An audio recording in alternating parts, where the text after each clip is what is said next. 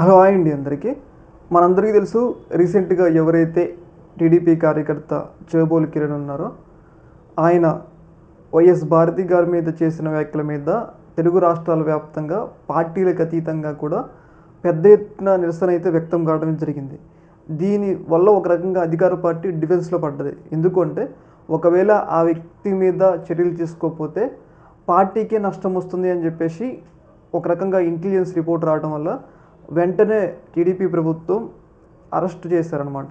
ఇంకా ఉపేక్షించకుండా, ఎందుకంటే ఒకవేళ వాడిని ప్రొటెక్ట్ చేసినట్టయితే అది మొత్తం ప్రభుత్వానికి చెడ్డ పేరు వస్తుంది. కాబట్టి వెంటనే ఇంకా తప్పని పరిస్థితుల్లో సొంత కార్యకర్త అయినా కానీ వాడిని ఒక రకంగా కేసు చేసి బుక్ చేయడమే జరిగింది. అయితే యాక్చువల్లీ ఇక్కడ గమనించాల్సింది ఏంటంటే ఒకవేళ అరెస్ట్ చేయకుండా ఉంటే వైసీపీ కార్యకర్తలే వాడిని గుడ్డి చంపేవాళ్ళు, ఈజీగా గుడ్డి చంపేవాళ్ళు. ఎందుకంటే వాడు మాట్లాడిన మాటలు ఆ స్థాయిలో ఉన్నాయి. అయితే ఈ యొక్క ఇష్యూలో వాడు ఇప్పుడే కాదు, ఇంతకుముందు కూడా చాలామంది మహిళల మీద మంత్రులుగా ఉన్న అప్పుడు రోజా గారి మీద, విడుదల రజనీ గారి మీద కూడా చాలా అసభ్యకరమైన లాంగ్వేజ్ని అయితే వాడటం జరిగింది. అయితే ఇక్కడ నాకు తెలియాల్సిన విషయం ఏంటంటే, ఇక్కడ కీలక విషయం ఏంటి అంటే, గతంలో వైసీపీ అధికారం ఉంది 2024 ఆ టైం వరకు, మార్చి వరకు, అలాగే ఏప్రిల్ వరకు కూడా వైసీపీ అధికారంలో ఉంది. అయితే వైసీపీ అధికారంలో ఉన్నప్పుడు వాళ్ళు అంత ఘనంగా అసభ్యకరమైన లాంగ్వేజ్ వాడుతుంటే మరి ప్రభుత్వంలో సంబంధించిన కీలకమైన వ్యక్తులు, నేతలు, రాజకీయ నాయకులు ఉంటారు కదా, మరి వాళ్ళు ఎందుకు పట్టించుకోలేదు? అప్పుడు అధికారం ఉన్నప్పుడు కూడా మంత్రుల మీద అసభ్యకరమైన లాంగ్వేజ్ వాడిండు. ఎవడైతే ఈ చేబోలు కిరణ్ అనేటోడు, ఇంకో కొంతమంది యూట్యూబర్లో సీమరాజు అనేటోడు, వాళ్ళు వాడారు, అసభ్యకరమైన లాంగ్వేజ్ వాడారు. కాకపోతే అప్పుడు మరి వైసీపీ ప్రభుత్వం ఎందుకు పట్టించుకోలేదు అనేది ఇక్కడ కీలకమైన అంశం. ఒక రకంగా వీడి మీద చర్యలు తీసుకోకపోతే పార్టీకి పెద్ద నష్టం జరిగింది అని చెప్పేసి ఒక రకంగా కేసు చేసి బుక్ చేయడమే జరిగింది.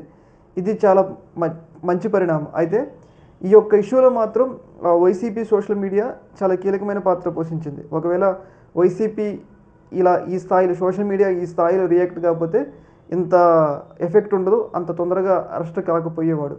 అయితే ఇంకా ఈ యొక్క ఇష్యూలో ఇంకొకసారి ఎవరైనా కానీ మహిళల్ని వ్యక్తిగతంగా మాట్లాడాలంటే, ఇప్పుడు ఎవరెవరైతే టీడీపీకి సంబంధించిన సోషల్ మీడియాకి సంబంధించిన వ్యక్తులు ఉన్నారో మంత్రుల స్థాయి వ్యక్తుల్ని, అలాగే ఎమ్మెల్యే స్థాయి వ్యక్తులని కూడా వాడు వీడు అని మాట్లాడుతున్నారు.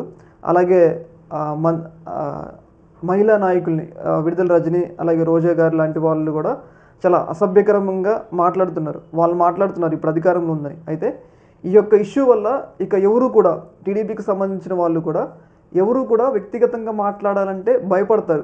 మహిళలను వ్యక్తిగతంగా మాట్లాడాలంటే భయపడే పరిస్థితికి వచ్చింది. ఎందుకంటే ఈరోజు ఈ చేబోలు కిరణ్ ఇన్సిడెంట్లో జరిగిన పరిణామం ఏంటి అంటే, ఒకవేళ అధికారంలో ఉందని మనం ఎలా పడితే అలా మాట్లాడితే పార్టీ కూడా ప్రొటెక్ట్ చేయదు, అర్థమైంది. ఎందుకంటే ఒకవేళ ప్రొటెక్ట్ చేస్తే పార్టీ మీద కూడా వ్యతిరేకత వస్తుంది. కాబట్టి ఇవాళ జరిగిన ఇన్సిడెంట్ ఏదైతే భారతి గారి మీద చేసిన కామెంట్స్ అనేవి రాష్ట్ర వ్యాప్తంగా, ప్రపంచవ్యాప్తంగా ఉన్న తెలుగువారు ఏకపక్షంగా అటు టీడీపీ వాళ్ళు ఖండించారు, ప్రతి ఒక్కళ్ళు కూడా ఈ యొక్క వ్యాఖ్యల్ని ఏకపక్షంగా ఖండించారనమాట. కొంతమంది రాడికల్ టీడీపీ వాళ్ళు ఖండించకపోయినా కానీ చాలామంది ఎవరైతే మహిళలు ఉంటారు కదా, ఈ వ్యాఖ్యలు చేసినప్పుడు మాత్రం అందరూ ఖండించడం జరిగింది. కాకపోతే ఇంక నుంచి కూడా ఒక రకంగా వైసీపీ, ఒక రకంగా టీడీపీకి సంబంధించిన సోషల్ మీడియా వాళ్ళు కూడా ఇంకొకసారి ఎలా పడితే అలా అధికారంలో ఉన్నాం కాబట్టి ఎలా పడితే అలా నోరు వారేసుకుంటే మన పార్టీ ప్రొటెక్ట్ చేస్తుంది, పోలీసులు మనోళ్ళు అనుకుంటే ఆ పరిస్థితి లేవు. ఎందుకంటే ఒక పరిధి దాటిపోయిన తర్వాత ప్రభుత్వం ప్రొటెక్ట్ చేయదు అని ఇక్కడ